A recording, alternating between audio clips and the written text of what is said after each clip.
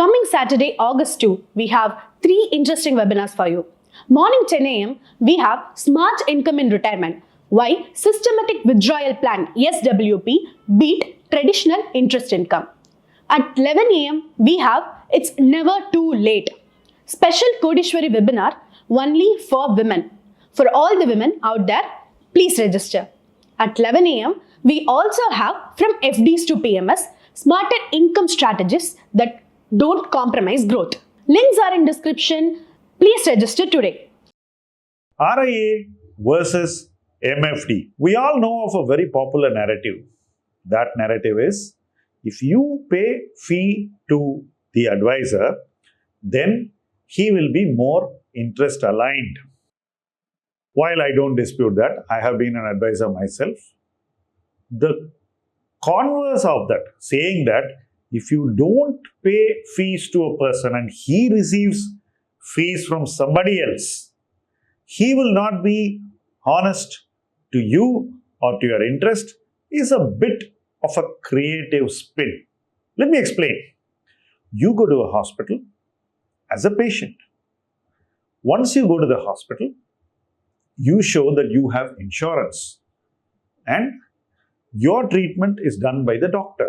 The doctor ensures that you get well and you go home safely.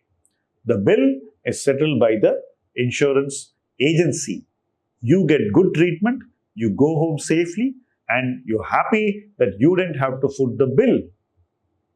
In this case, you didn't pay the doctor, but the doctor still worked to ensure that you went home. Any good doctor would do that, right? It's very simple. Why wouldn't any good advisor or any good professional do the same thing even if you didn't pay him money directly? I find this whole argument a bit of creative spin for the simple reason that I worn both the hats. I've been an RIA, I've been a distributor, and my investing for the client was no different. Whatever hat I wore, it was the same thing. It is a choice to be completely pro-investor, and a person can be completely pro-investor no matter who pays him for his work. If a person will only be loyal to the person who is going to pay him, then is he really a professional? I think not. I think any decent professional will be true to the person for whom he is working for. Who is the end customer? You have to work for him and for his benefit to create the outcome or the results that he needs. And that is something that we all must understand very, very clearly. If a person does not have the inclination to be professional, honest, and truthful to who he is working for, it's very simple. You should not work with that person. I would myself openly endorse that. But coloring a person based on whether he receives the money from you or from a third party is a bit of a stretch, because it is unfair to that person and doesn't give him a fair opportunity. I say this because I own both the hats, and I own it with the same sense of correctness and what is good for the person I'm working for. No deviation.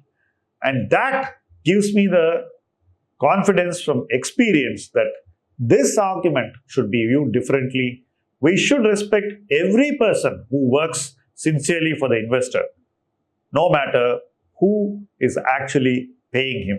I think that is being fair to his work and to his sense of integrity and professionalism. If we don't respect professionalism in the right way, how would you get the best professionalism in your life? Respecting the right professionalism is the path to finding it in your life. And that's the reason why I say, no matter whether a person is a distributor or an advisor, judge him on merit and don't tar him or color him based on payments. Thank you for understanding the subject, and thank you for taking away what I've said. I hope you see things differently. Cheers.